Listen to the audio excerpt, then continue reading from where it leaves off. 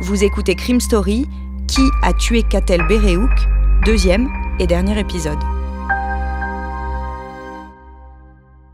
Le jeudi 11 mai 1995, Katell Béréouk, une étudiante en classe préparatoire littéraire de 19 ans, est retrouvée morte chez elle par son petit frère.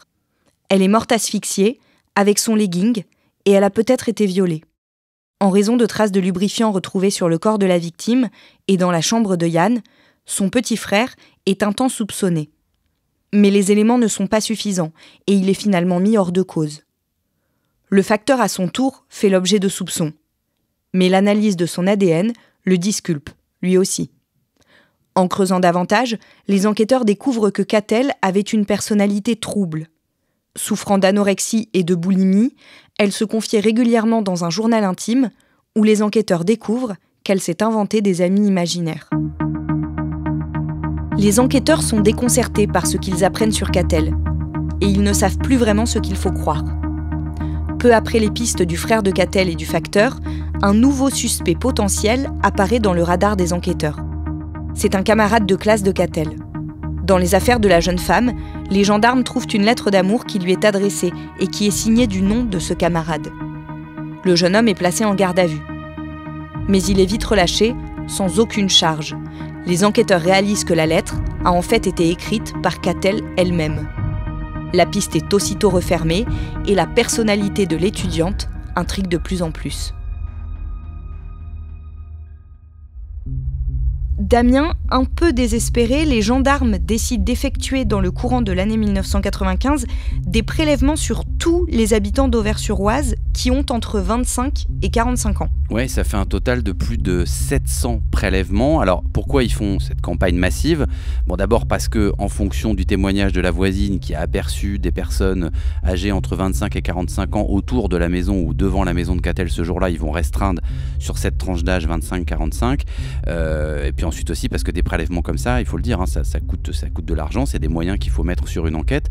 Et donc, ils vont réduire, mais enfin, ça fait effectivement 700 personnes qu'il faut prélever, dont il faut comparer ensuite l'empreinte ADN à celle qui existe dans le dossier, mais ces 700 prélèvements, ça va strictement rien donner. 7 ans plus tard, en 2002, l'enquête n'a pas avancé, mais l'ADN du meurtrier présumé est ajouté au fichier national des empreintes génétiques, le FNAEG, qui vient d'être créé. C'est ça, le FNAEG à l'époque, il est tout jeune, il n'y a pas beaucoup encore d'inscriptions dans ce FNAEG, puisque ça démarre, on commence à l'enrichir de toutes les empreintes génétiques de suspects ou de criminels, donc voilà, c'est quelque part un pari sur l'avenir. On a cet ADN, on ne sait pas à qui il appartient, mais on les rentre dans ce FNAEG.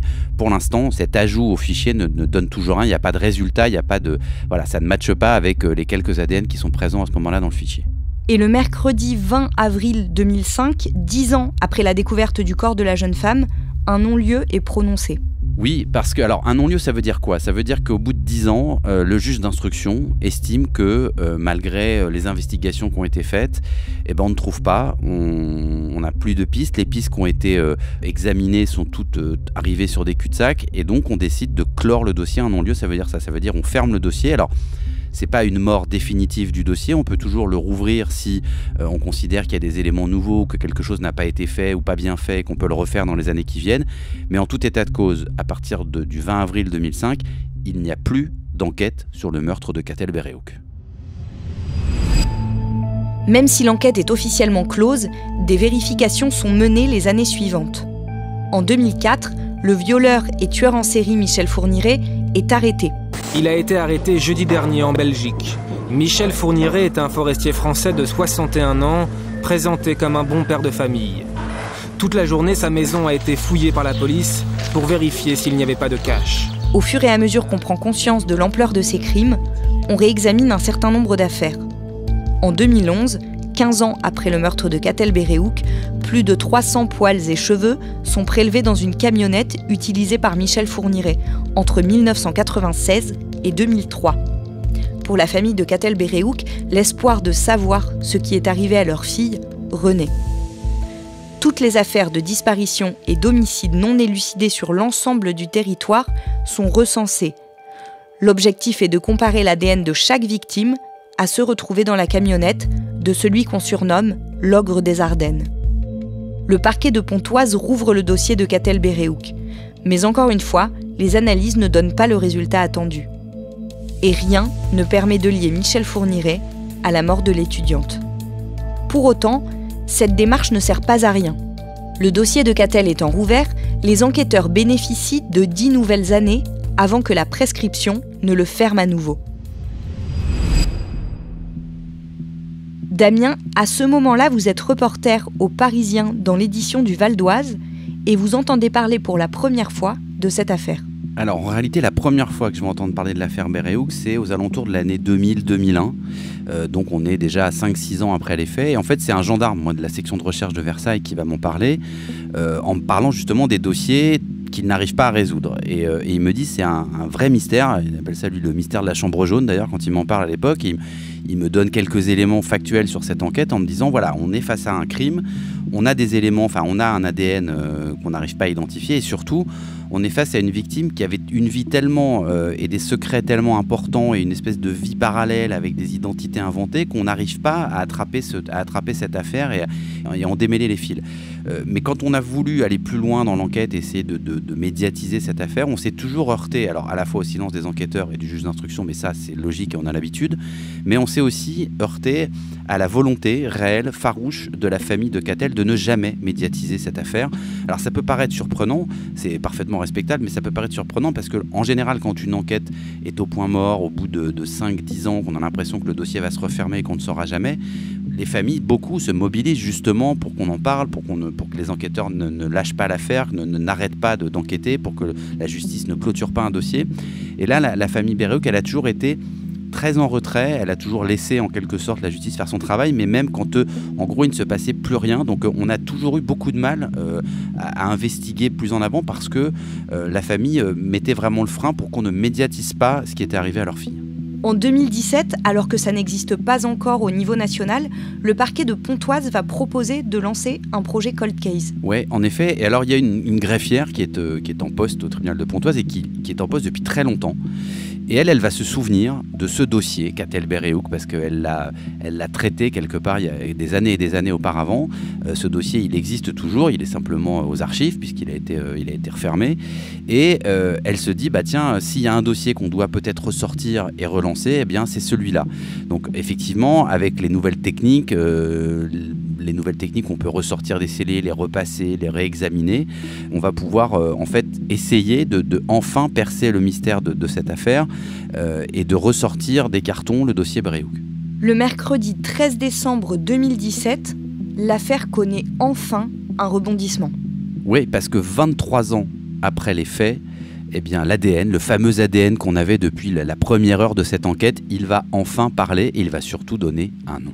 Cyril Elbaz. Ce meurtre, élucidé 23 ans plus tard grâce au progrès de la gendarmerie scientifique. Un suspect de 47 ans vient d'être mis en examen et incarcéré. Confondu par son ADN, l'homme a été interpellé mardi. Si l'ADN de Cyril Elbaz est consigné dans le FNAEG, c'est parce qu'il a déjà été condamné. C'était le vendredi 17 juin 2011. C'est le parquet qui a décidé de rouvrir ce vieux dossier. Écoutez, le procureur de la République de Pontoise, il salue le travail des enquêteurs et des experts de la gendarmerie. L'IRCGN, l'Institut de recherche criminelle de la gendarmerie, qui a retravaillé sur les scellés, qui a retravaillé sur les prélèvements, les analyses.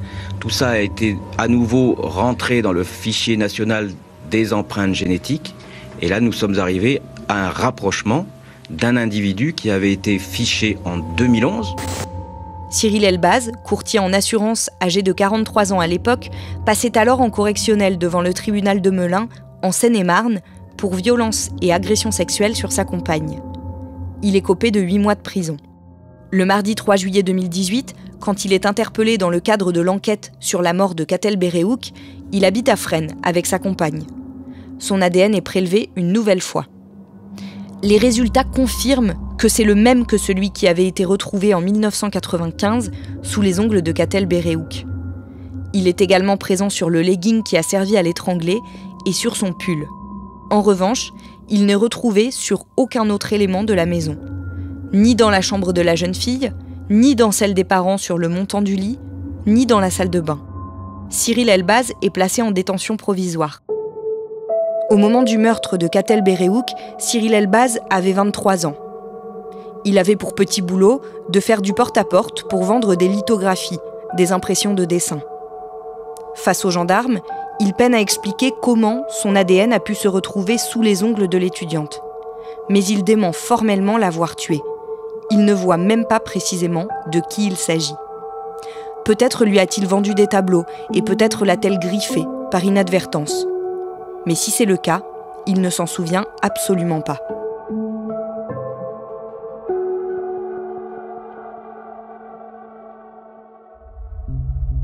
Damien, l'avocat de Cyril Elbaz, dit qu'en fait, son client est piégé par ses propres tentatives d'explication. C'est-à-dire qu'au tout départ de ces auditions, Cyril Elbaz, il commence par dire ce qui peut être compréhensible, on est quasiment un quart de siècle après, par dire qu'il ne se souvient pas du tout de cette histoire, d'être allé là-bas, etc. Puis quand il comprend et quand on lui dit « bah oui, mais votre ADN, il est sous les ongles de la victime », là, il va effectivement s'expliquer un peu plus, il va dire « bah oui, à l'époque, moi, je vends des lithos, je fais du porte-à-porte, donc c'est possible, et c'est même certain que je me trouvais à Auvers-sur-Oise ce jour-là, j'ai dû effectivement lui proposer des lithographies, peut-être qu'à cette occasion, elle m'a griffé, c'est ce qu'il explique. Simplement, voilà, depuis le début, cet ADN sous les ongles de Katell Berehouch, c'est la pièce maîtresse de l'enquête. Et comme cet ADN, c'est le sien, expliquer qu'il a juste fait frapper à une porte, proposer une lithographie, qu'elle a refusé, qu'il est reparti, ça tient pas tellement la route. En plus de ça, il y a son passé judiciaire qui ne l'aide pas vraiment. Oui, parce qu'il y a cette histoire effectivement de violence conjugale et d'agression sexuelle, alors qui se passe dans un contexte avec une ex-compagne, un contexte de conjugal compliqué, mais bon, pour lequel il est condamné, et sur d'ailleurs la raison pour laquelle son ADN sera prélevé sur cette affaire-là.